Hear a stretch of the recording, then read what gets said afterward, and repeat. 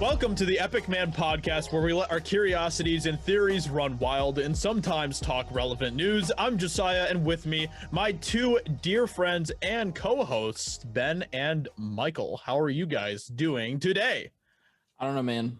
Feeling a little bit sus. You never said dear friends before. Things are getting crazy now. Bro, I'm doing good, man. I don't know what Ben's talking about. I'm here.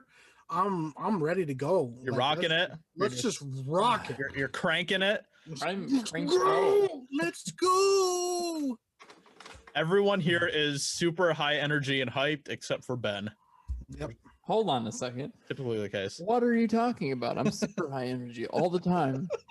Obviously. Why I'm did it bouncing sound off the like- walls. Dude, he sounded like he put so much effort behind that. He was like, what are you talking about? And it was still so quiet. It was still so Dude, quiet. I'm like soft bouncing and off the gentle. walls 95% of the time. What are you talking about? I'm so high energy. Oh. Well, Ben's on a little bit of a high right now because he just finished watching Justice League, Zack Snyder's Justice League for a second time. So Yeah. So good. And I Yeah. watched it again yesterday, but that's fine. I watched it twice yesterday. I've watched it 4 times so far. Wow. That's Impressive. impossible. I mean, it's technically not, if we're really being for real here. It's definitely impossible for Nothing's Josiah 'cause impossible he without slept God. last night. That's not how that. What? God's not going to help you stay up all night to watch Justice League 4 times in a row. Now, he'd knock you out. Just be like, You'd be like, go to sleep, bro. You've seen a movie twice. It's good enough. That's the only way I go to sleep is when God knocks me out. So oh, it's like Go to sleep. sit down, Go to son. sleep. Jesus, chokehold. He's like, No, but yeah. So Zack Snyder's Justice League. I guess Oh we can my talk God. about that a little bit since yes, we can talk about that. Like, I like mean, you had a it's not choice. like big news or Like anything. you had but a choice in what we were going to talk about today. Yeah, dude, it You wasn't silly, big news at silly all. man. You silly man. Legit. You babe wrapped in the cashmere blanket of ignorance. We were going to talk about Justice League. You poor innocent child. Yeah. Listen, Justice League Snyder Cut smacks. It That does. thing, oh my gosh, that thing was hitting. It gave me everything I wanted in a Justice League movie. Listen, I'm going on record, immortalized on the internet. After I love Batman versus Superman. I do not think it's a masterpiece, but I love that movie. I had such a great time. My expectations were so high going into Justice League. It was like almost unfair. Like it was like cyberpunk levels of like high expectations. I was like, this movie is going to be one of the best movies out there for superheroes. I am so pumped. And I watched Justice League and I wanted to cry because I was so angry. It's the first movie I've almost walked out of. I got very close to walking out of the movie. I almost walked out in the first 5 minutes, and then I almost walked out about halfway through it. And at the end, I was like, I'm already here, but I just want to leave. I'm just so disappointed. The Zack Snyder Justice League redeemed every bit of disappointment that I had, and then elevated my disappointment to excitement, and elevated that to sheer joy and satisfaction. Yeah, It do be slapping though. It do be slapping. really do. I like how I said all of that, and your response was, Josiah's just like, it do be yep, slapping. No, sometimes it do be like that, you know? yep. It do be like that sometimes though. Sometimes it be Yeah. like that. Bro, it's yeah. nuts. It's a good movie. Wow, just I mean, don't get excited. Don't get any more excited about it than what you, It doesn't it redeems Justice League for sure all the way. There's no stupid mustache Superman in it or any of that my crap. goodness. No happy clappy Joker, jokester, jokey Batman in it. None of that nonsense. They took all of the crap out and they replaced it with nothing but Zack Snyder goodness. And yeah, it was great. It was just awesome seeing Zack Snyder's actual vision of the movie being brought to light, and it was great. Enjoyed every minute of it. Ben, your thoughts? No, I thought it was beautiful. I loved it. But I mean, I obviously I like Mike. I really like Batman v Superman. I know Josiah is the one who disagrees with us there, but I love that movie. I think that this movie both was elevated by Man of Steel and Batman v Superman. And I also think that it elevated those movies in and of themselves as well. I think as a whole, I think this is like almost like a trilogy of Zack Snyder's movies in a way, because it's kind of like a It continuation. literally is a trilogy, Ben. Yeah, right. Right, exactly. I will say this, okay? And this I don't like how you try not to commit to a trilogy. You're like, it's sort of ish a trilogy, but not, listen. Okay, all right. I'm not saying it's a trilogy. I'm just saying. Okay, all right. You know what? Fine. Anyway, but yeah, I loved it. I loved everything they did with the characters, especially the ones that we hadn't been introduced to. Like I can't believe that some of the scenes with Cyborg that are in this movie were not in the original cut. I just Oh my can't. gosh. I don't understand it. I literally am like, you make this character a character with like a 10-minute scene and you cut that out. Yep. And that 10-minute scene would have absolutely changed everyone's opinions about Cyborg. Yeah, dude, And literally. Like Cyborg was not even a character in the 2017 version. Like you got like a tidbit of something, like he had a bad relationship with his dad. That's all you knew, and that was it. Yeah, all they made him seem like in the original Justice League was just like a really angry dude who didn't really have much of a character at all. Yeah, but we're like, why is he angry? You know? And now like after Zack Snyder's Justice League, like after that one scene that, I mean, I'm not going to spoil it for people. Yeah, don't spoil it. Yeah. But like after that one scene, you guys know what I'm talking about. I was just like, wow, that actually like completely changes my entire perspective on Cyborg. Yeah. Completely. It literally just took one scene. Yep. And like the other stuff sprinkled in there was really good, but it literally just took that one scene to turn the character from a character that we didn't care about to a character that we liked. Yep. Which is really important. So I mean, that was all really good. I love the stuff they did with Barry Allen, especially towards the end of the movie. He actually had a purpose, whereas in like the original cut, he was virtually useless. He was a comic relief and nothing else. Yeah, that's it. And if the Flash is like my favorite superhero, and that made me so mad. I was so upset after watching Justice League, because I just felt like they had wasted his character and the potential of his character. And that just was really frustrating to me. I loved the different changes they did to Superman. They didn't change a whole lot of what he did, but some of the like subtle changes they made were really good. Obviously, there was none of the reshot scenes with the stupid mustache thing. Well, something that I heard somebody say, and I love this about it, is they were like, if you keep all the scenes with Superman that were in the movie in the original Justice League, it doesn't change anything about the original Justice League movie at all. And so it literally felt like Joss Whedon was like, I want Superman to say what I want him to say. So I'm going to bring him back for reshoots. Because like literally almost nothing about Superman's part in this movie changes other than the dialogue and some of the ways he presents himself. So it definitely feels like, because the thing is too, even with like, because it's not really spoilers, we know the black suits in this movie, like literally the black suit is just the red suit that's digitally altered, digitally colored. So they didn't even have to reshoot it so they can have the red suit in there.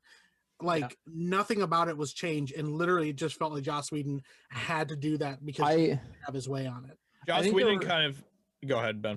Oh, I was gonna say, I think that there was one thing I think that they added with Clark. I'm pretty sure they added the scene in like in the Kryptonian ship. I know I don't want to spoil, but if I'm not mistaken, that was a scene that was added, right? Yeah, that was deleted. It's actually in the deleted scenes on Justice League, the original. Okay, but it is in there. It's not in the original, like theatrical release, though. No. Okay, because I think that added a ton too to the movie. Like that was a very important scene. Yeah. So but yeah. Anyway, just how you were saying. I was just gonna say, I it kind of annoyed me how Joss Whedon kind of made Superman almost like a good old sport type of character and stuff. You know, he completely like altered how Superman was acting. In Zack Snyder's version of him.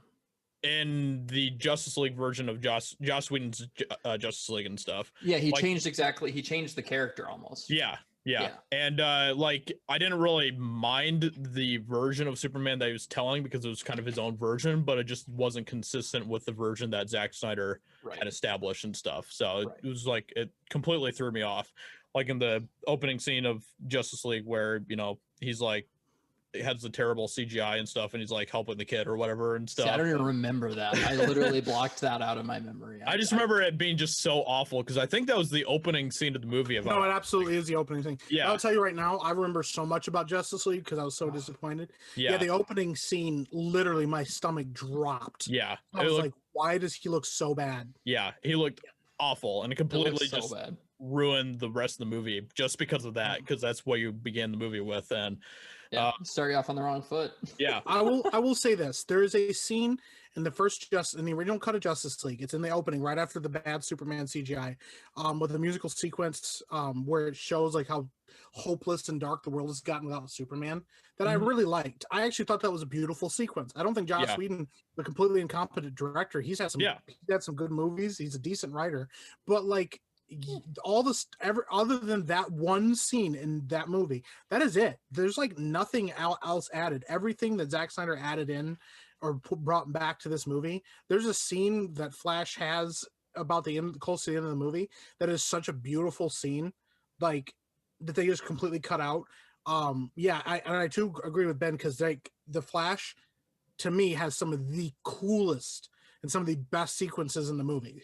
Like not just CGI wise, but even just moment wise, you're like, dude, this is what the Flash is like, and this is what he's capable of, and that's awesome. Like, I heard, and I can't remember if it was an interview or something like that, but I heard that there was a scene with the Flash that you guys, when we were watching it, like we were all kind of freaking out because it looked really cool. I think you could probably remember the scene that I'm talking about.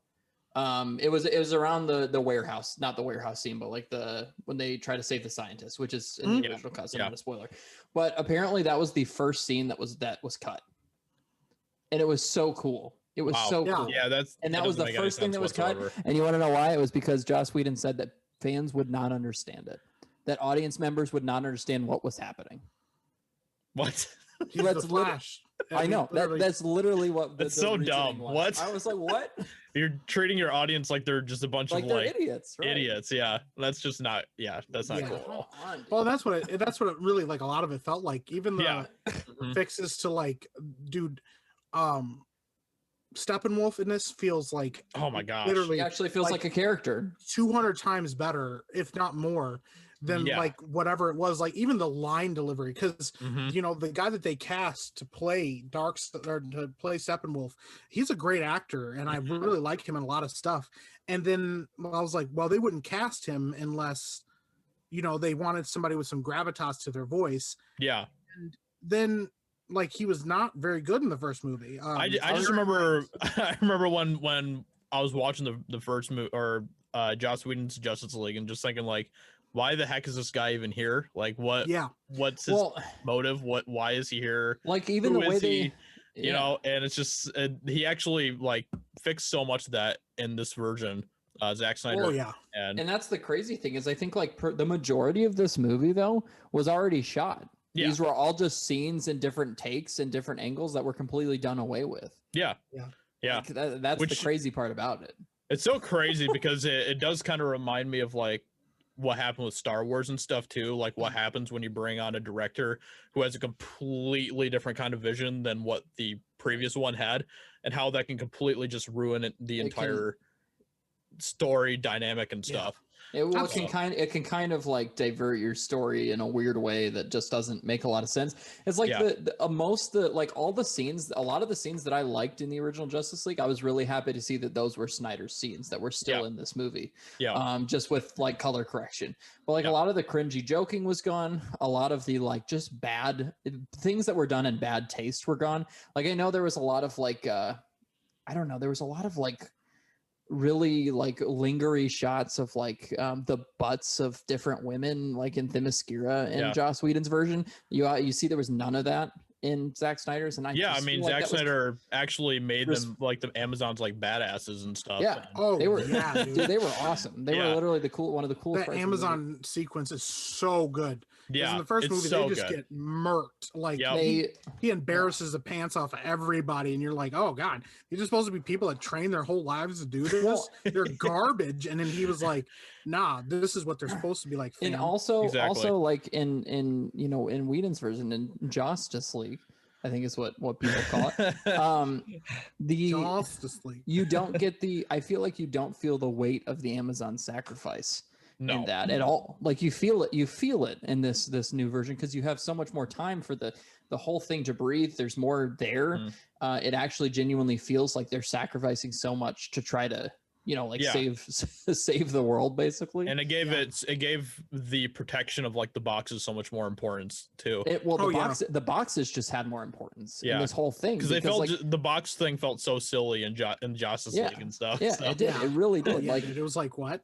Yeah, and like mother, oh, I love you so much, mama. I'm gonna save you, mama. If I'm not mistaken, did Darkseid ever appear in the original? No, he does not appear in the original Justice Not at all, right? No. He is mentioned one time at like close to the end of the movie, I believe. Which is terrible. Because without him, you don't have any sort of motivation for Steppenwolf. Yep. You have no reason for the boxes to even be there unless you know what's going on.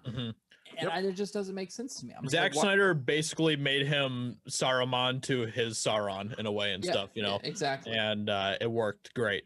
It's just sad that we're probably not going to ever get a continuation of it, but we'll look at how many cool things that Snyder was setting up to go forward with. Like there's actually so much made me excited. I was like, I want to see more of what Zack Snyder had as a stuff. I guess he did say recently that he's not counting out that he may be able to come back and do a sequel. That'd be awesome. Just one more movie. Just so he can just like, wrap up what he started and stuff would be fantastic. Just give him one more movie, even if it's a 4-hour-long movie, another 4-hour-long movie that he's releasing on like a streaming service or something. Yeah. Just give him that, I think fans would be happy. I think he'd be able to do the story that he wanted to tell justice. Yeah. No pun intended. And even wrap up a trilogy that he had originally planned. I think he planned 3 movies. He could wrap up the last 2 movies in a 4-hour movie, I think. Yeah. Exactly. I think he could do that. Another thing that really like impressed me about this is it felt very epic, I guess. It felt like an epic. I guess like I hadn't felt like that way watching something since like Lord of the Rings or something, where it's like an epic scale. There's like a true epic scale to the storytelling. You truly have time to sit and enjoy these characters that are being developed and the story that's being developed in front of you. It's like a really good mini series or something. Which is, I've heard complaints about the length, and I'm just like, I'm used to watching long movies. It doesn't as long as it's a good movie, I don't care what the length is. Well, the thing is, it was cohesive and it made sense. Yeah, and it 4 hours of Justice League would have been horrible. So, but it was an enjoyable movie, and if it's an enjoyable movie, then the length doesn't really have that much of an effect. So, right, exactly. I mean, Lord of the Rings, all those movies combined are so long, and it doesn't really bother me. So no, that's true.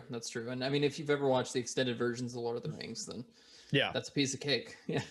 Yeah, exactly. So but I real quick, because Josiah went to go say something, and I can only assume that he's about to say something ridiculous and that's going to make me mad. And I didn't let it. We just kept talking over him. Yeah. So I do want to give him a chance to say whatever he's going to say. No, you guys are actually probably going to be a little bit floored by this. Okay. But I want to be floored. I don't want to be angry. After watching Zack Snyder's Justice League, it actually made me appreciate Batman v Superman a little bit more. Oh. I know. Crazy. Crazy. See? Now, I already love that movie. That doesn't mean that I'm like suddenly infatuated with the movie or anything, but drop my headset. It made me understand and appreciate more about that movie, I guess. So there you go. There's my epic tidbit for the day. Well, like ladies and gentlemen, I think I've peaked at life. I don't think I can do it anymore. I don't think there's anything else on this earth I need to be left to do. My purpose is fulfilled. Mike just gets taken to the stars through like a portal or something. Yeah, I'll open a portal up to go to a portal. A big old boom tube just comes down and he just gets drawn up to the stars. So Josiah saying that there's a little interesting context. We recently, me and Ben convinced Josiah to rewatch Batman vs Superman, the Ultimate Edition, and he liked it a slight bit more the second time around. Yeah. Just a little bit. He didn't say it was great. Yeah. And now here we are hearing that he appreciated Batman Superman just a little bit more. Yeah. Just a little bit more. Yeah. I think that says something about Zack Snyder as a director, that he had a full vision for all of his movies, not just movie to movie to movie. Yes, it wasn't just a singular vision. Yeah. And I want more. I want more Zack Snyder. Boom. I want more of Zack Snyder's DC universe. And I think I think the coolest thing is I think more people are starting to feel that way after watching this. Absolutely. Yeah. Like, well, and I think that there's an interesting thing because this runs total juxtaposition and like opposition to like what happened with Star Wars. Like you literally had a director come on with a vision apparently that then left to let somebody else come and completely do away with his vision. And then they bring the director back to finish his vision. But instead of doing that, he goes, I'm just going to kind of do some of the same stuff, just not, and still not do it very well. Like, it's just interesting, the two studios in juxtaposition. Like, I feel like the only thing we have that, you know, reaches that level of heights is the MCU. I mean, Infinity War, I still think arguably is a better film than even Zack Snyder's Justice League. I think Infinity War is an extremely well done film that is almost untouchable as far as like comic book movies go, just with the completion of the movie. But like, I think it's fair, but like in 3 movies, one of which was pretty well received but wasn't universally loved, a movie that was pretty divisive and split the fan base down the middle, and then a finale that made everybody kind of come together and go, hey, actually, this guy kind of had an idea of what he wanted to do, and he did a pretty good job.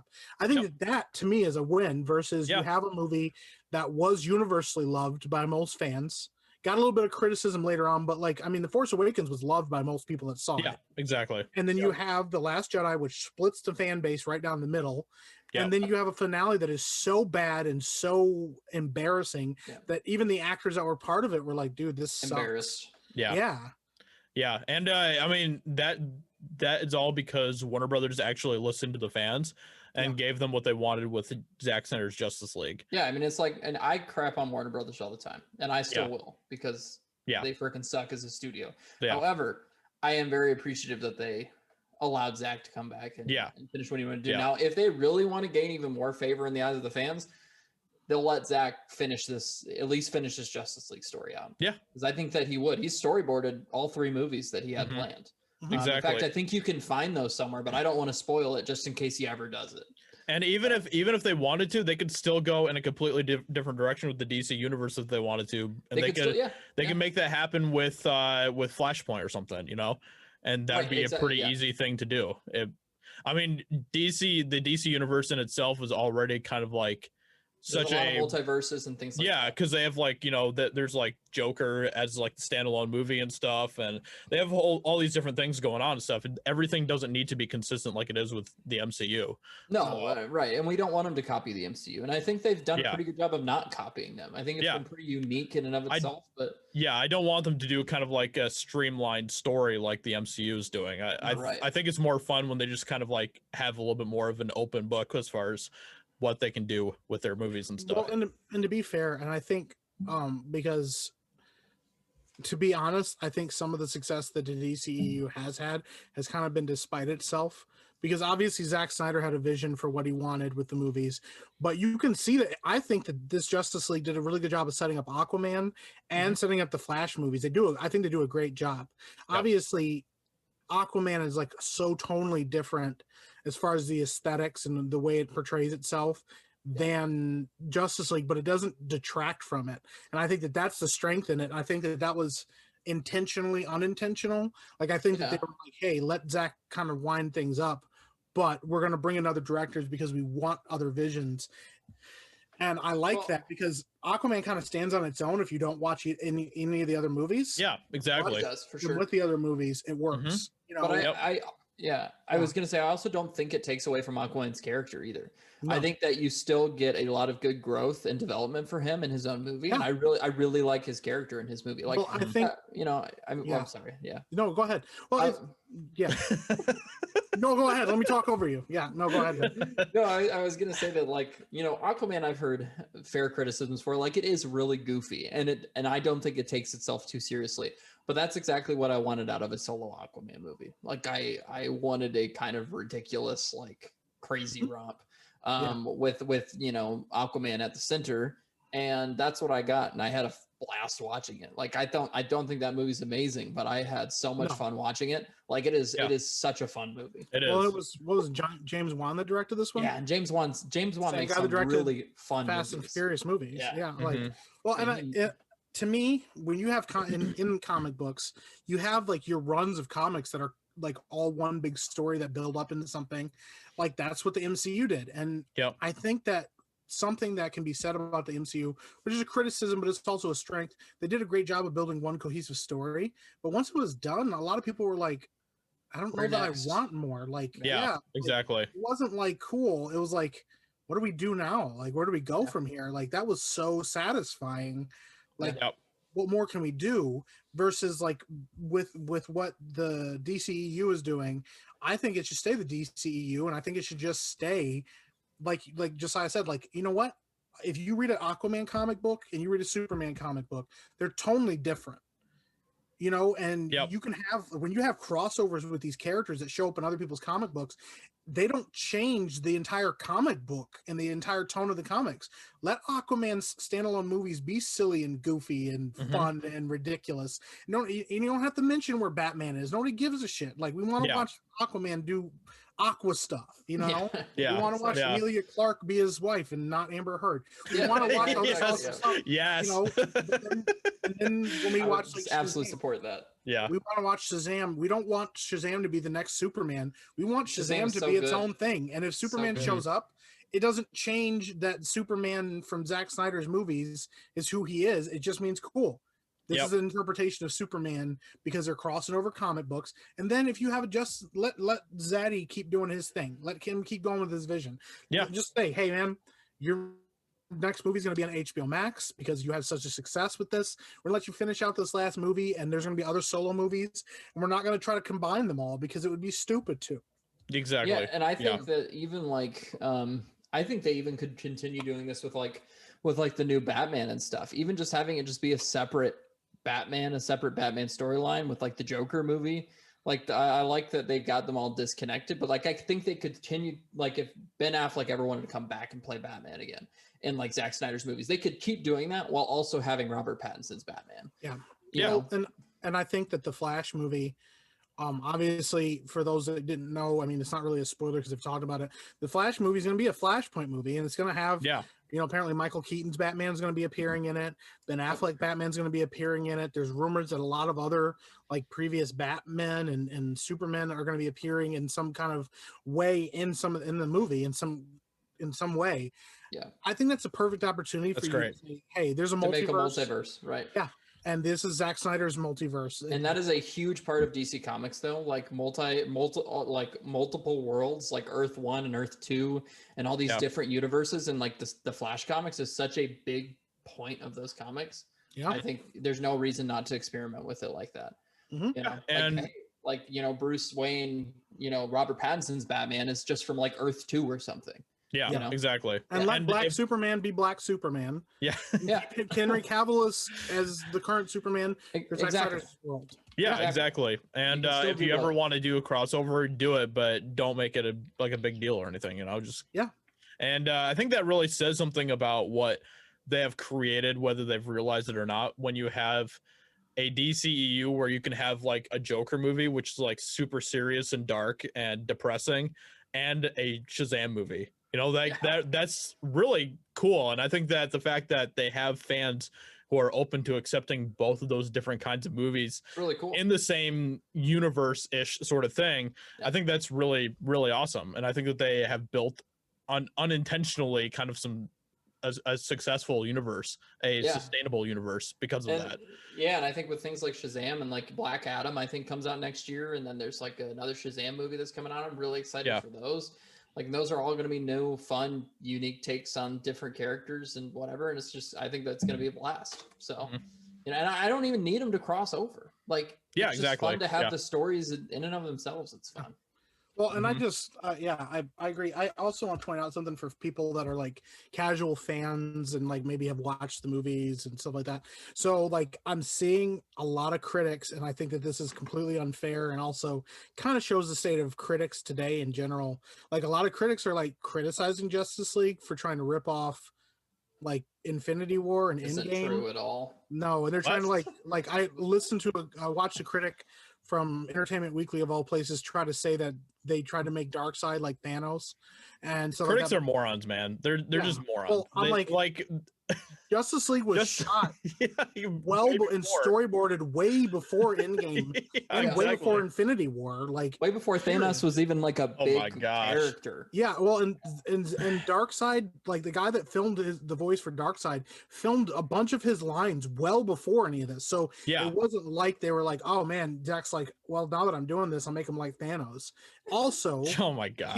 canonically, like in actual like our world, like the Mhm. actual real world, Thanos is a ripoff of Darkseid. Yep. Yeah. Yeah, it's true. Literally. Like Yeah. all of that. So like there's Yep. The Avengers itself was kind of rip off of Justice League in a way. Yeah, It Justice was. League was well Yeah. before the Yep. Avengers. And so Superman just- was before Captain America. yeah, and so there's like I just thought that was interesting because I've seen that a couple places in some of the like more mainstream critics and like there's some critics I listen to like on YouTube. I Yep. love Jeremy Jans. Yeah, I will exactly. listen to Chris Stuckman if he does a video that Jeremy Jans didn't do. But like, and there's a couple other people. Mhm. One lady that did it, I don't remember her name now, but she broke down. She talked about Justice League well before. She's like one of the first people I saw. She got an early screening of it. And I just appreciate somebody that actually takes the time to like know what they're Mhm. talking about before they just start throwing out. Well, it felt like a ripoff of this, or it felt like beyond the trailer. That was the Oh one. yeah. Oh yeah. Yeah. Yeah, she did a great job breaking that movie down and talking about what she liked. I've had my problems with Grace from Beyond the Trailer before, but she does know her comic book stuff. She does. She knows And her stuff. She and she so knows her DC comics especially. yeah, so I just want to like point that out too. That's frustrating when you see people that are like, well, this feels like a ripoff of like Endgame and stuff. And I'm like, this was before all of that happened. So no. Yeah. maybe you take the time to research what you're talking I about. was gonna say I'm pretty or- sure Zack Snyder was storyboarding these movies for years. Yeah, well, So- he had his storyboards well before even Infinity War came out. Right. I You know mean, how you even Justice League came out before Infinity War came out. So Yeah, it did. Yeah. So- and some other really good critics that I like to listen to is they actually have a podcast. It's called Mad About Movies. So you should Okay. check that out at some point too. It's just three guys and they just like do Talk about movies. reviews about movies and stuff.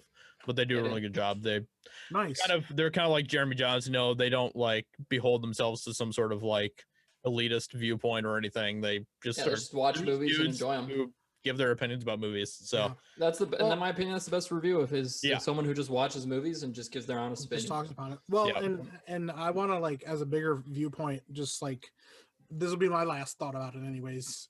If you guys have more to say, but like I appreciate what an unprecedented move this is for any studio, any director, any filmmaker to have the fans go to bat for you so hard and push so much in a studio that the studio's like, all right, we'll give them what they wanted. And then for Snyder to be like, hey man, here's the vision that I had. He didn't just go, I don't really want to do it now, or I'm disappointed. He goes, no, I'll give you guys what you want to see. Mhm. And he gave us, his vision and stuff, but like to give them a 4-hour movie, which they don't do anymore because theaters, and for there to be, they let it be rated R, which Mhm. most studios are like, if we're going to make it rated R, then add as many F-bombs and dick jokes that you possibly can. And it was like, or make it as gory. And this movie had violence.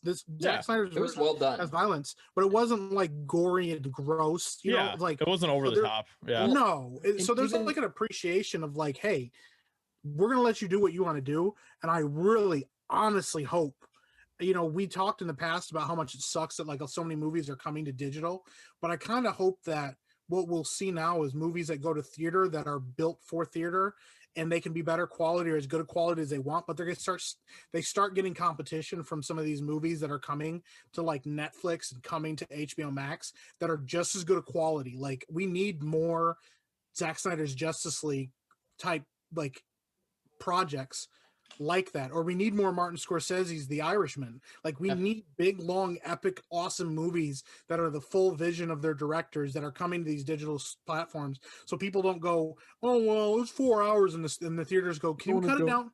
Yeah, Yeah. can we cut it down to like 2 so we can Yeah. show it more?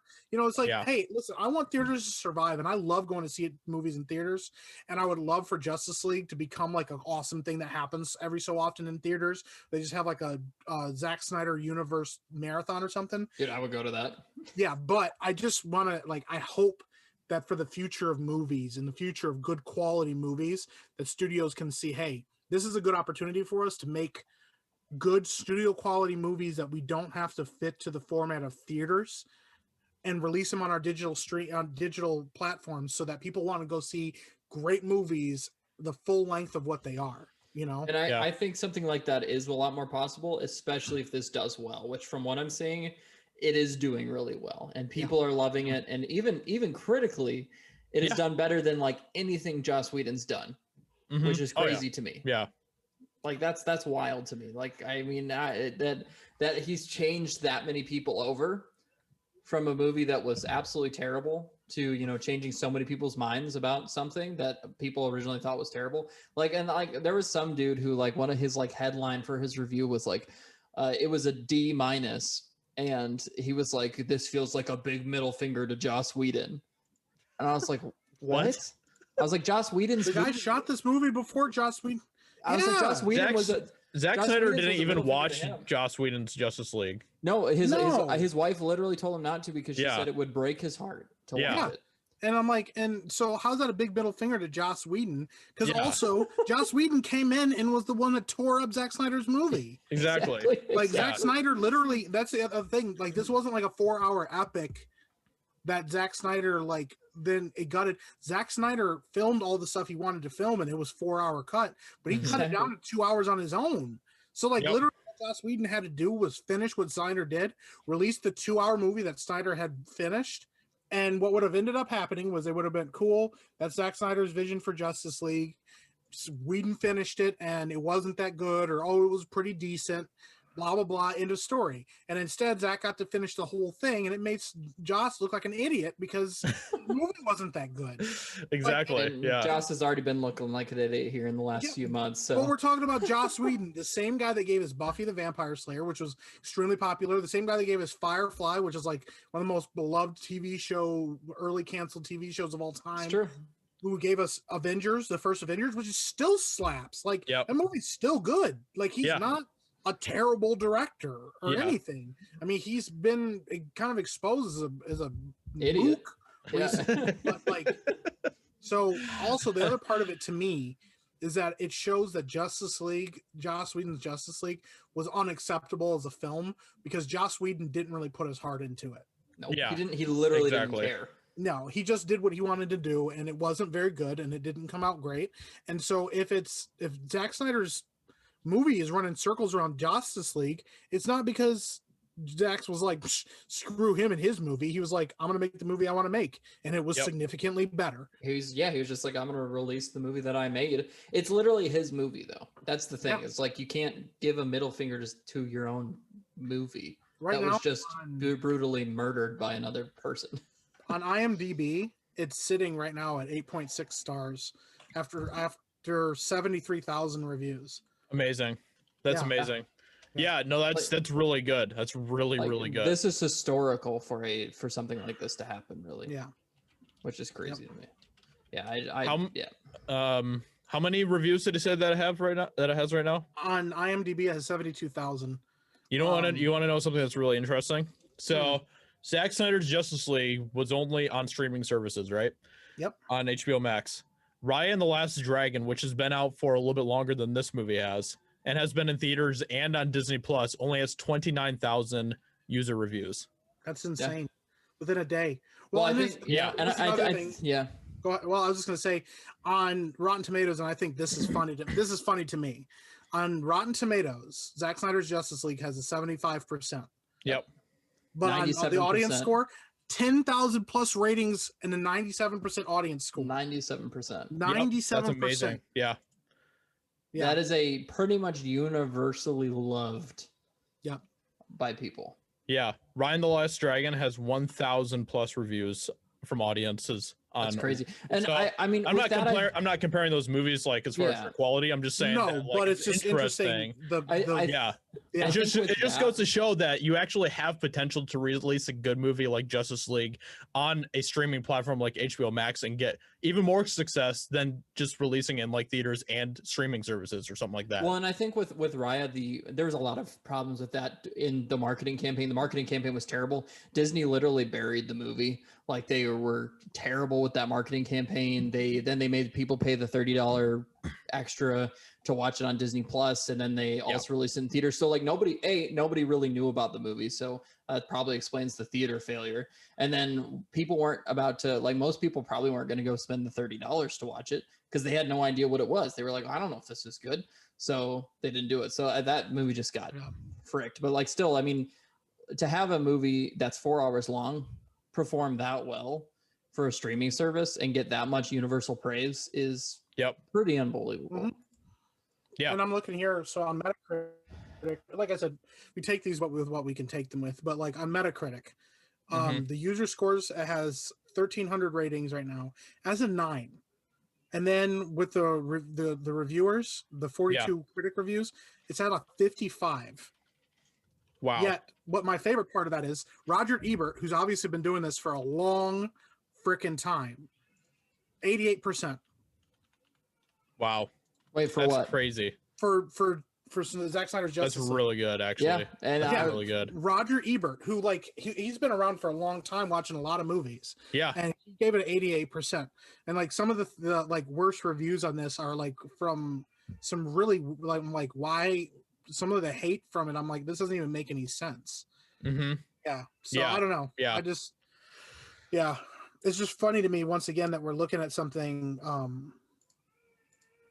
We're looking at situations and we're looking at like stuff, like critics and stuff who are like, once again, ripping on this movie, but then we'll turn around and try to give a movie like, Captain Marvel, a 10 out of 10, Yep. But we're looking at like, the fans love this movie. Like there's no complaints. Like they freaking love this movie. Yeah. Yep, exactly. I've pretty much seen only positive reactions to the movie. So which is really encouraging to see. Funny to look up. Captain Marvel on Metacritic with 56 critic reviews has a 64. Oh, did I get just cut out a little bit? A little bit, but you're back now. Okay. On Captain Marvel has a 64 on Metacritic, and then a three for user score. A 3. Ouch. Yeah. And so once again, here we look at like fans that love the movie, that wanted to see this, absolutely love it, and are just extolling it. Like there are so many reviews for this movie, and it's only been out a day. Yeah, like you said, exactly. Not only that, but it's a 4-hour movie, which we're constantly told audiences don't want to watch. It's a testament to the success of the movie, and that should be an encouragement to streaming services to make good movies. Yep. That's all they should say at the end of the day.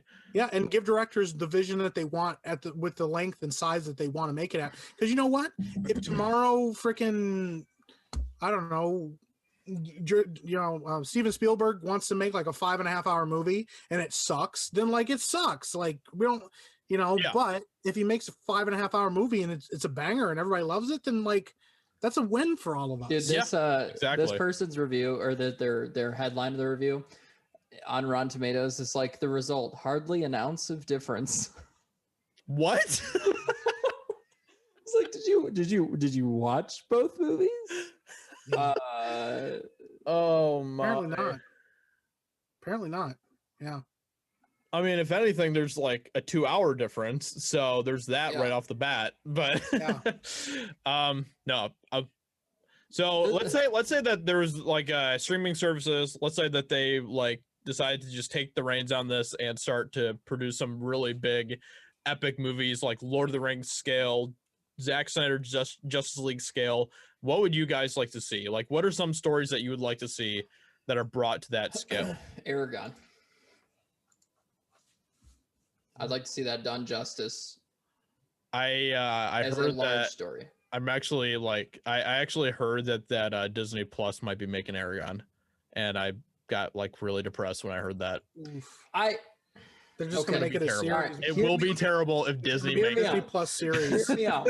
It It's gonna be 6 episodes but- long, and they're gonna be but- half an hour each. But if they can hire a good team, that's different. Disney actually doesn't, as I mean, except for We don't need a Disney-fied Aragon. I just don't. Disney doesn't meddle in people's stuff as much Yes, as they do. Really? Lucasfilm. Really? does. Lucasfilm does. But for the most They part, fired Edgar Wright from Ant-Man, and Ant-Man's are like they're the two worst That's MCU Marvel. movies. That is Marvel, and that is Lucasfilm. It's but as it's Disney owned by itself- Disney. Okay, but all right, but Ben, each of those companies though, they have their own big. did you see what they did to Artemis Fowl? Oh my gosh. I don't want to talk about They that. massacred my boy. I don't want to talk about that. That's They depressing. brutally You gotta talk about that. murdered. They brutally murdered You Artemis got to Fowl. talk about that, Ben. That's a young adult novel that they adapted themselves. I know that. No I studio forgot about that one. How on earth can you have faith in Disney to make a good Aragon? I don't understand. I don't really. I think the problem is I want to, but I don't. I'm gonna tell you right now. You know what came to mind right away for me? Yeah. This is the one I want to see. Yeah. And now that he's done it, he should do it again. They should let Zack Snyder make his King Arthur epic on HBO Max, 3.5 hour, 4 hour movie. Let him just go balls to the wall and give us like this awesome, magical, mystical, legendary King Arthur mythos. That's dude. Yes. Oh my Dude, gosh. and bring in like Yes. like that would be so good. Do it. Oh my gosh, so good. He's And, like, he's I don't doing think something he's gonna- like that already, right? Well, He that- wants yeah, to he's do already it worked. King Arthur. Yeah, Yeah. He's been working on it for a while now, but But You but can't that's the tell me thing, how much like I love that. you know, I don't think he's gonna make it 4 hours because he can. He's gonna make it as long as he wants to now, and that's what we Yeah. want. Is him Yeah. to make it as long as he wants. yeah. You know, Oh my I'm gonna gosh. already tell you right now what I already want to see too, and we've already gonna see it, but now I want more. I already want to see Denis Villeneuve's like director's cut of Dune. Yes, of Dune. Oh my already. gosh, yes. Already, I'm just like, just give it to me now. Dude, I haven't Yep. seen it. I know he wants to like that's the thing though. He wants to, I think it's going to be 2 movies. I think that was his goal with the with Dune was to make it Yep. 2 movies. This is the first part of the 2 movies, Yeah, like, but whatever. But I would love to see like I hope Dune does well because if too. it doesn't do well, I don't know if he's going to be able to make the second one. But I want him to be able to make the second one no matter what because I guarantee But you I want- fans. yeah, I want like him to get a director's cut and then give me the second movie. Well, how 'Cause long Dune is so Dune? big. I don't know yet. Actually, I think Have it's. they announced their runtime yet? I don't think they have. I think it's almost 3 hours long, but I don't know. If they've announced it I for can the only runtime. see it being close to 3 hours. Like, look, they allowed Blade Runner 2049, which was almost 3 hours long. Yeah, well, I mean, Mhm. Infinity So- Endgame is almost 3 hours long. Endgame is 3 hours, 3 hours and 1 minute, I think. Is it? Yeah, and then Infinity War is almost 3 hours. You have to with some of these movies, Yeah. but yeah, that one. Dune could absolutely be 3 hours. If they come out and announce that the official runtime is 3 hours, I won't be upset at all. Nope. I'll be like, sign me up, give me 4, give me 6. I don't care. Yeah. As long as, you tell the story well, then Give I'm them here. 6 hours nonstop. yeah. That take- giant, sweet sandworm. Oh my It gosh. just- yeah. the sandworms literally don't even show up in the book for a while. Ben wants 6 hours of sandworm. That's what we No. heard. I think what I would like to see is like a 3 or 4 hour epic of the Odyssey. Yes, Yeah. I love that. That'd be Yes. freaking amazing. Yeah, It'd be interesting for sure. I would watch the crap out of that movie. This Yep. as long as it's not directed by Guy Ritchie. Yeah. I don't know. yeah. I like Guy Ritchie, but he went. And it's like weird fit slow that. mo. Yeah, like Odysseus is doing like kung fu on the deck. It just doesn't make sense. It's Yeah. it's totally different from the book. Yeah, everybody's just like, what is going on here? Dude, I would love to watch an Odyssey movie. Well, especially because you know what we've recently seen that did very well. God of War did extremely well. Yeah. I mean, and yeah, they went back to Viking like lore, but it's the idea of it, know. Mhm. And then we just had, Assassin's Creed Odyssey, which did really well and people Yeah. really liked. Mhm. The only criticism of the game were the actual mechanics of the game. And then, so I think people are like getting excited about like mythic, legendary stories again. And I think that Yeah. would be great. I would Yeah. love to see.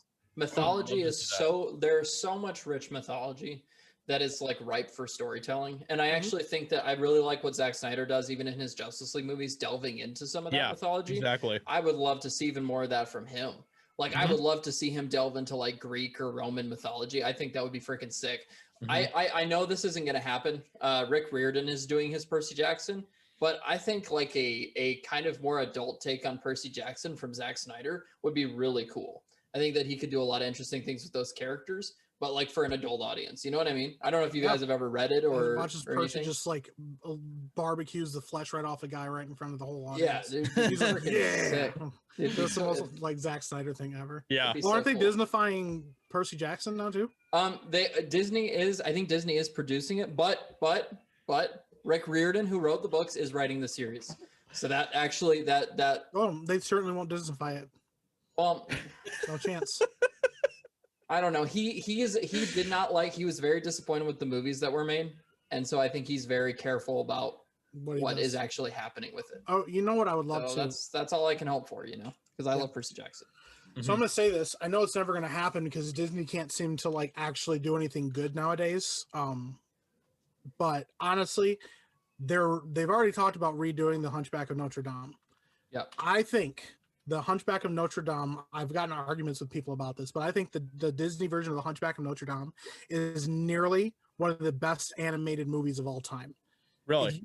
If you could cut out, if you go rewatch the movie and do your best, because it's hard to ignore the stupid gargoyles, the absolutely horrid, terrible gargoyles, that movie bangs. Like the music is great in it, but like the subject matter is super dark and like super intense and gets to like Prince of Egypt levels of like intensity, and it's like epicness. And like, I don't know, there's like, I don't know, I think there's some stuff to go with that. I mean, like Hellfire is like such a great song, and like it's a great story. It's a great story. And like, Frollo, Disney's take on Frollo is one of my favorite takes on any villain in anything, period. He's such a great bad guy. He is. He's like one of the not coolest, but he's one of the most intense villains that you see, like this, especially in the Disney cartoons and stuff, for sure. Yeah, dude, like he's like about to kill a baby in the first like 2 minutes of the movie. Yeah. He's like, I'm about to drown this baby because it's a demon from hell. And you're like, what are you talking about, bro? It's a baby. And he's like, no, nope, drown the baby. Yeah. Like, dude, like if Disney wanted to just like actually do good art, like do a good movie, they would just say, we're going to redo the Hunchback of Notre Dame with real people, and we're going to get rid of the stupid gargoyles, and we're going to make it a serious, deep, epic, thoughtful, gritty movie. It doesn't even have to be violent for violence sake. I mean, the cartoon's plenty violent, and it's still rated like PG. Yeah. But something like that, I would watch the hell out of that. I would. That'd be cool. Disney would be getting my money. I'd kiss Disney right on the lips after making that. Mike would go out and he would make out with Disney if they did that for him. No. Just for that movie and not for everything else I've been doing. But that's what I'm hoping, is that these studios will go, bam, like Zack Snyder's Justice League smacked, and like there's nothing we can really say. Like, look at the numbers, and I hope the numbers support. Like, guys, if you want good movies, this is the opportunity for audiences to actually make their voices resoundingly heard. Go sign up for HBO Max. Go watch Justice League. Go watch it 1 time, 2 times, 3 times, many times as you want to watch it. Don't just go watch all 3 movies. But go watch all 3 movies. Yeah. Give Zack Snyder his due, but give a good movie that was brought to bear by audiences its chance, and watch these studios respond with good movies. Yep. Exactly. Because what we got the studio's version of Justice League in theaters. Yep. And it was crap and everyone hated it. And then you get the version that was actually the vision of the creator, Zack Snyder, on HBO Max, and everyone's loving it. Yep. And that should speak volumes to what fans actually want. Fans don't want the studio execs in their suits to be commanding what happens on these movies and stuff. You know what I love though is someone, speaking of like Denis is one person who Warner Brothers has not been able to push around yet, as far as like not having his vision in his movies. And I think that has proven really good for him, even though the movies haven't been super successful. I'm glad that he's been able to kind of keep that, like the integrity of like what he was trying to do or what he's been doing. And I only can hope the same for Dune. You know, I hope Dune spanks the audience, and like, just destroys the box office. I really would love for it to do successful and be one of the first major hit blockbusters that we see. After pandemic, just to see Denis get his due. I think he deserves to be a household name, and it's a crazy thing that he's not already. That's just absolutely unbelievable to me. I mean, he's made too many excellent movies that it's just like, and I know they're not the type of movies that most audiences want to see, but they're the type of movies that audiences should see because they're well-told stories, and you know that's really all you can want from a good movie is just a well-told story that's entertaining and engaging. It makes you think too. I mean, he gives you some really thought-provoking themes that can resonate with anybody. Yeah, and I think that's important as well with good storytelling. Yeah, well, I like I said, there's the other thing I love about Justice League. There's actually some legit emotional, beautiful, moving scenes in that movie. Not just one. There's one in particular that almost made me cry, but like throughout the movie, there's like multiple scenes that are like beautiful scenes, and most people are like, "Oh, Zach's only visionary or visual director, and he doesn't He's absolutely not. He doesn't do scenes and stuff." But he did. There's some really great scenes in this movie, and I think part of it is that some of Zach's stuff, like you have these beautiful scenes that are bookended by these really intense action sequences and stuff like that. But like, I don't know, even with this, you can tell Zach probably, had he had the budget that he did, or like the budget that he did originally, he probably would, like, this movie would have been gorgeous. But like, some of the CGI is not the best in this movie, but he did a great job. Man. He did a great job with what he had. Yeah. Yeah. I mean, Steppenwolf still looked way better in this CGI than he did in the theatrical. And dude, oh my goodness, I was looking at an image of him from the theatrical version. I was like, is this really what he looked like? I was like, that is so bad. It was so bad. It was so bad. So bad. What on earth? I was like, what did they do? Like, after I watched this, I'm like, the Justice League doesn't even exist in my mind anymore. Like, it just doesn't. It literally, like, there's no other version of the movie. Zack Snyder's Justice League is it. I have a personal petition to Warner Brothers. Oh no. Please don't do this. Learn from this. Okay, yes. Give me, even if it's just me, give me the Jackson cut of the Hobbit. The Hobbit, yeah. I knew you were gonna say that. Do it. I knew it, dude.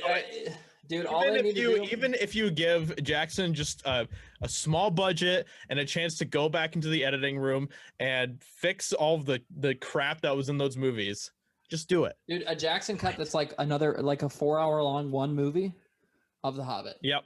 Go. He could absolutely do it too. It still won't be on the same level as Lord of the Rings because there's a lot of green screen stuff in the movie. There's a whole bunch of other issues like that and stuff. But if you can at least like fix the story and make it so it's not like 3 sprawling, boring ass movies and stuff, then like I've been saying is like, with the Hobbit movies, cut the love triangle out because that's garbage. Cut out CG Legolas because that's garbage. Dude, literally there is a great Hobbit movie concealed amongst all 3 of those movies. Yeah. There is literally a very good Hobbit movie in the midst of all 3 of them, but you lose sight of that because of all the other stuff going on. It's true, because there's a lot of the actual book in those movies and stuff, but it's just lost amongst all of the crappy fluff and stuff. So just cut out the fluff and just give me Mike. Do you not believe me here? Are you unsure of the Jackson cut? The Jackson cut needs to happen, man. It needs to happen. It does. I'd agree with you. Maybe someday I will personally fly to New Zealand, find Peter Jackson, and tell him, let's do it. Let's make. Hey, Pete. I want you to make a Peter cut. It'll be a good time. We can even get Legolas out of there. We can kick Tariel out of there. Chop him out. Do it. We can bring back the Wags. We can even bring back Gandalf, and we can bring back Frodo and Bilbo. It'll be a good time. No, cut out Frodo too, because man, that was bad in those movies too. Well, no, it didn't help because Elijah Wood just looked really old. Exactly. They tried to make him look young when he's like way older, and it's just like, ooh, not good. I mean, I love me some Lord of the Rings, man.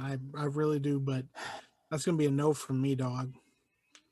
I don't know, man. I just think the Hobbit is so fundamentally flawed and broken as a trilogy.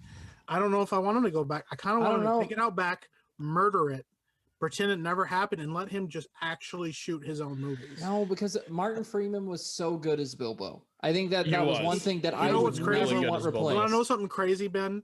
Martin Freeman is still alive. He is, but still go back and do those movies. There's no way that they would go back and redo the entire thing. You know what? Absolutely not. A lot of people said that there was no way we'd ever get the Snyder cut. Okay, but it'd be way too much money to redo the Hobbit movie. Would it though? Yes, it would be. Would it though? To redo the entire Hobbit movie, you need at least $200 million. Would it though? I don't know. Now you could go back and do some like reshoots probably and stuff or something like that. Maybe, yeah.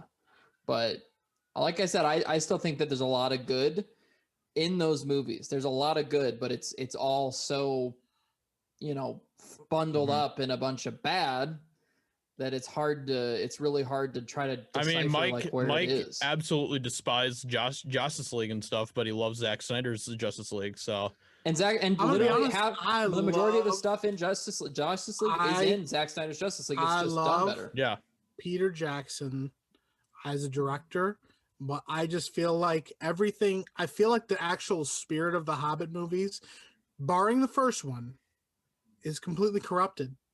I think that the first Hobbit movie was the closest thing we'd ever get to a good Hobbit movie. It wasn't great, but I actually really dig the first 30 to 45 minutes of the Hobbit. Yeah, because the beginning of that movie is straight out of the book. Yep. Yeah, it's so much fun and it was so great, and these characters were living their best lives, and then the movie kind of spirals a little bit, but you're like, okay, you could probably save it in the next one, and the second one got worse, and then they did that third one, and you were like, bro, is this Lord of the Rings? I know you probably won't agree with this, Mike, but I genuinely, like I said, I think there are some incredible scenes in all three movies. Peter Jackson's such a great director. He can't not make great scenes. Well, yeah, I mean the whole Smog part is right out of the book. The entire Smog is great. Yeah, Smog is literally perfect. I don't think I have a single complaint with him. Do you see how they nutted that boy in the third movie though? What do you mean? He literally dies the exact same way that he dies in the book. Did you see how they nutted our boy in the third movie? If you have two movies, Smog's death I think is way better than just being all right, well, here's our third movie. Oh, you mean to have him die at the beginning of the third movie? Bow! Let's get to these five armies. Let's get to this battle of five armies. Let's do this. This giant orc is fighting everybody. I mean, fighting everybody in a waterfall. I understand what you mean. They overshadowed Smog with the five armies. Because that scene with Smaug in the second movie, dude, Smaug in general, incredible. Yeah. Benedict Cumberbatch killed it. Dude, I love Smaug. But the way that they murked him in that third movie made all of Benedict Cumberbatch's great acting nothing. See, I disagree because I think that the scene is still all good because it's right out of the book. Such garbage in that movie. He's not that bad. I think he's actually pretty good. No, he's really not that bad. I think Bard is actually one of the best parts of the Hobbit of the last two Hobbit movies. I think Luke Evans played him really well. I think that he's genuinely good. I also think that Thorin is also very good. Thorin's great too, yeah. I think Thorin is excellent. He's the only Hobbit that works. Hobbit. First off, he's the only dwarf you are slowly but surely losing all credibility. I just want you to know Hey, Ben, when you misspeak, do I spend the whole rest of the time just bragging on you? Yeah. No. I let you correct yourself, Ben. No, he's the only dwarf to me that works. All right, you know what we should do? We should watch through the Hobbit movies together, and we can point out the great things in the movies that could actually be put together as one great movie. I don't know if you guys have ever watched this. However, there was a guy who released he released a 3-hour edit of The Hobbit. I did, and a lot of other people did as well. A 3-hour edit of The Hobbit. I think it was 3 hours. He cut Taria, he cut Legolas, he cut the love triangle, and it was actually very good. Yeah, and it's because he left. I even think he left Azog in there, but it still made more sense because he cut out a bunch of fluff and a bunch of garbage that didn't need to be there. Mhm. And it was compelling. It even made like Thorin's like whole death seem like I actually like Thorin's death. I thought it was done well. Do I wish it had been done the same way it was in the books? Sure, but I was okay with how they did it there. Now the Tariel stuff took away from Keely's death, I think, because it was just so bad. Yeah, like exactly. literally Yeah. Keely's death would have been so much more emotional if it hadn't been for the stupid dialogue between Tariel and freaking Mirkwood man. I forgot his name. Thranduil? Thranduil, yes. Who Thranduil was also great Mhm. for pretty much the entirety of all three movies. But that whole scene between him and Tariel was so bad. I was just like, this is some of the most cringe writing I have ever seen. It is terrible. And it takes away from Keely's death. And then Feely also just gets killed like a chump and nobody cares. So Yeah, something to tell you guys. it's just disappointing. But that 3-hour cut, the 3-hour edit or whatever it is, look it up. Trust And me, even if I was going to edit it, I would take Azog out of there too. Like I would take Azog out of there. To be entirely honest, he might have, but I'm just saying that it'd be really difficult to do that. Well, It'd be Ben, really you don't even difficult to remember the 3-hour edit that you told us about. But I'm just saying that there's absolutely a good Hobbit movie within all of that fluff. Yeah, Ben already just mentioned that. Even the spider scene and the entire part in Mirkwood is really well done. It is right out of the book. It is right out of the book. I have something to admit to you guys. Are you ready for this? Okay. What? I've never read The Hobbit. No way. Okay, then you don't have an opinion. Oh my gosh. Oh, I can have an opinion about a movie, Ben. Okay, no, you can have an opinion on the movie, but you do not have an opinion on the movie based on the book. Did I ever said anything about my opinion of the movie based on the book? I thought you were judging this based off the book. Hell no, I'm judging it based off a crappy movie. I actually think that the Hobbit movies, not based on the book, aren't actually that horrible. Because I know the entire plot of the book. Based on what I know of the book and a little bit of snippets that I've read, I know the beginning of it is probably the most faithful adaptation. And then it goes off the rails. Either way, I'm just letting you know, I didn't read the book. I probably will never read The Hobbit. I like Peter. Wow. That is classic children's literature right there. Yeah, but guess what? I'm not a child. You don't have to be. That's the beauty of it. I have a big grown up. Read it to your kids. I don't want to read that book to my kids because then they're going to want to watch the movie, and I'm going to have to be like, guys, you can't watch this movie because it's an abomination. They don't have to watch the movies. They don't have to, or find a because the book is way better than the movies. So yeah, I'm sure it is. Just reading the book. I don't want to set my kids up. So you don't even know that the Smog scene is incredible. Because the Smog scene is incredible, Ben. I mean, that's exactly what happens in the book. He gets yoinked by an arrow. I know he gets yoinked by an arrow. I know the whole plot of the thing. But guess what? The way they do it in that third movie is trash. I really liked that third movie. Is trash. That third movie is hot garbage. Man. Mike, I am not disagreeing with you that the movies are not great. Battle of the Five Armies is hot garbage. There are some incredible. In fact, I think that the art, like I almost said Thanos. Wow, Ben, do you even read anything? You have no clue. You're in a completely different comic book. Thorin being corrupted by the Arkenstone is done really well. Yeah. I think all of that is done so well. And I think there are aspects of all three of these movies. And like I said, Josiah will agree with me based off of people who read the book that are legit out of the book, that even if they diverge a little bit, they're still really, really well done. Hey, Ben. Yep. And it's yeah. Ugh. Yeah. Hey, Ben. Exactly. I despise The Rise of Skywalker, but there's a couple good scenes in that movie. Dude, there's some of the best Star Wars scenes ever in The Rise of Skywalker. That's literally incorrect. I mean, it's not, but okay. Nope, don't do that. But also, there's also some of the best Star Wars scenes ever in Last Jedi as well. The Rise of Skywalker is a trash movie. That movie is garbage, hot ass garbage. I think it's got a lot of problems, that's for sure. You guys, listen. Battle of Five Armies has some good scenes in it. I did not say that it was the worst movie I've ever seen, but that movie as a whole, trash. I mean, we're not arguing that. Like, not arguing that it's bad. But you did say that it wasn't garbage.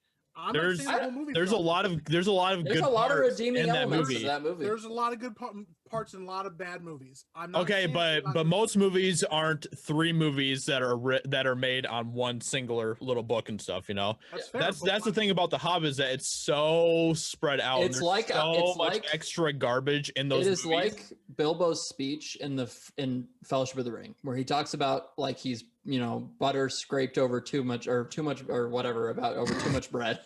Then you're that all right. with Lord of the Rings. That is Sometimes that, I think okay. you haven't read the books at all. I have many times. Also, has read them. My parent, Your parent? my father read them to me. Now you don't even have a mother anymore, Ben. Well, Just like you don't have a wife. I'm probably stroking out, But no, I have parent. that is what all 3 Hobbit movies felt like. It felt like God, Ben. too much. It felt like the story was scraped over too much time, and it was way too many movies. And the amount of movies was absolutely a studio decision because they wanted to capitalize on money that was being made. Peter Jackson wanted to do it in 2 parts, and then Warner Brothers said, "Nope, do it in 3." The Hobbit franchise is garbage. As it is right now, yes, but there could absolutely be a Jackson cut, which is what I'm asking for. That could be good. Mike, I will not disagree with you. However, there is a very good movie concealed amongst all 3. I don't think he could do it. Yep. I don't think he could pull it off. I do absolutely think he could. Nope. I think if some random butthead editor out there can pull it off, then Peter Jackson can pull it off. Yeah. You didn't say he was a butthead. You said it was really good, Ben. Now No, I said that the cut was really good, but he's just random butthead guy. I mean, I kicking don't know that who guy he in is. the face after all that hard work he did. Yeah, Damn, exactly. man. And that's Listen, fine. I get it. I Sure, understand do you, what Mike? Josiah's asking for. And I get that. And I do think that Peter Jackson's a great director. The Lord of the Rings franchise is still untouchable. If they tried to remake it today, you couldn't do it better than Peter Jackson. There's literally nothing you could do that would be better. No, not at all. Like nothing. Like it's almost a perfect trilogy. But the Hobbit movies is so bad, like as a whole, that I don't know. It's just I almost like feel like it's a lost cause. That's how bad it is. Maybe you should actually read the book. Why would I want to read the book? You should probably do that. Why would I want to read the book and be more disappointed in the movies? What? You can read the book and appreciate the book without having to appreciate the movie. I'm going to be more disappointed in the movies. Also, I have to point this out. Come on now, Josiah. Listen, I'm never going to read the Hobbit. All right, there is a. Do it. No. Okay, I will point this out though. Never mind. Sorry. Ben, you're interrupting Josiah. Well, and he's mad. I'm actually interrupting Go you. ahead, Ben. Go ahead, Ben. Well, I was gonna say. It seems like you have something really important to say, Ben. So. Well, no, I was going to point out this is actually something that's not in the book that I think was excellent that was done in the movie. The whole part of Dol Guldur with Galadriel, Elrond, and Gandalf is actually was garbage. No, it is so good. And the reason that is so good is it is hinted at multiple times in I can't remember if it's in the appendices or the Silmarillion. Yep. Yep. And I am so glad they actually put that on film. Do you know anything about Lord of the Rings? Okay. It has been a long time since I've read a lot of these things, just Michael. being hinted at in the book, you know what? I'm sure it was hinted at that Legolas could have been around during the Hobbit movies. So then they put him in the movies. Okay. All right. So I found the Hobbit, the Tolkien edit, which is I have recut Peter Jackson's Hobbit trilogy into a single 4-hour film. Nice. Can you send me the link to that? Because I want to watch it. Yeah, so the Pale Orc subplot is vastly trimmed down. Azog is obviously still leading the attack on the Lonely Mountain at the end. However, he does not appear in the film until after the company escapes the Goblin tunnels, suggesting that the slaying of the Great Goblin is the factor in their vendetta as it was in the novel. Several of the Lake Town seeds have been cut. The Tauriel Legolas Keeley love triangle has also been removed. Yes. The prelude with Old Bilbo is gone. Several of the orc skirmishes have been cut. Several of the action seeds have been tightened up, such as the barrel ride, the fight between Smaug and the dwarves, no molten gold in this version, and the Battle of the Five Armies. And then a lot of filler scenes have been cut as well. Nice. So for example, the 4-minute scene where that. Bard buys some fish and the dwarves gather up his pay, like those useless scenes have been. Good. I'll tell you what. I will send you this link. Let's get together and watch it. Let's watch it together. Listen, I will tell you right now, okay? I will come over. I will watch this 4-hour edit with you guys. And if I walk away from it and I think it's good, I'll go read The Hobbit. Okay. Deal. But if it's not good, if I still walk away from this disappointed and not impressed, The Hobbit is dead to me as a book. Well, I mean, The Hobbit as a book is still amazing. Nope, it's dead to me. It'll be dead to me. To be fair, you might have to torrent it still, but you can just download it somewhere. So Okay, it's not on YouTube or anything like that, or it would be taken down if it was on YouTube. Just How because do you know, Ben? Did you I mean, try? it's he literally says it's not on YouTube. He says it's like he said that this would get taken down.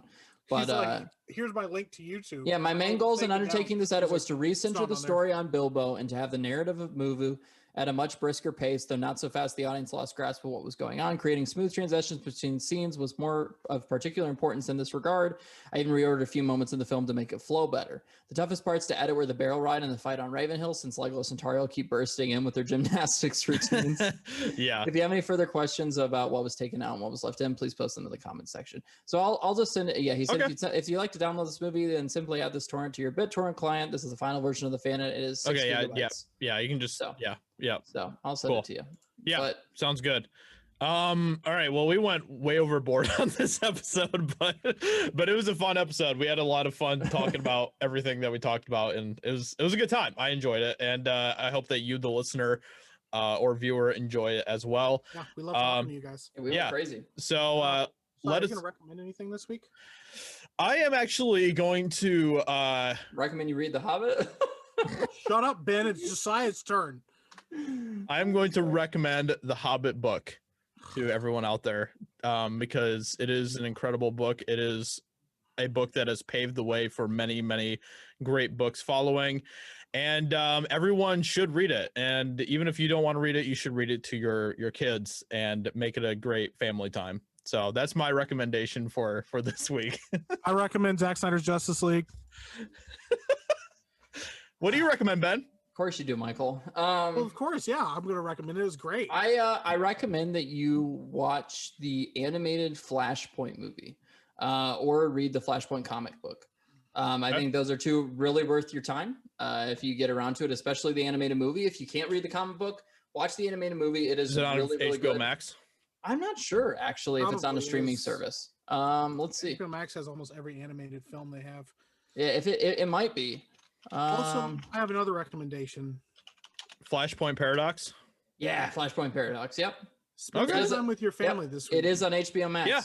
Spend some time with your family. Read The Hobbit. Don't read The Hobbit to them because Don't it's just going read to set them up for disappointment when they watch the movies. No. So Definitely don't read The do Hobbit that. to 'em. Don't break their poor little hearts like that. They need to get used to disappointment. So No. Yeah, literally but yeah, the Flashpoint Paradox, watch it. HBO Max has it. So if you've already watched Zack Snyder's Justice League, you're interested in a really good Flash story, watch that one. It's incredible. I added it to my watch list. So Boom. Yep. And then go read The Hobbit to your family. Hobbit's an incredible book. People love it worldwide. It's a classic. Shut your mouth. Oh, you heard it here. Ben said don't read it. read The Hobbit. It's good. Please read The Hobbit. It's incredible. It's a classic. With that being said, it's a masterpiece. Thank you everyone for coming out, and please leave a review, a like, subscribe, all that good stuff. We would appreciate it a lot, and we will catch you all next week. Bye. Bye. Bye.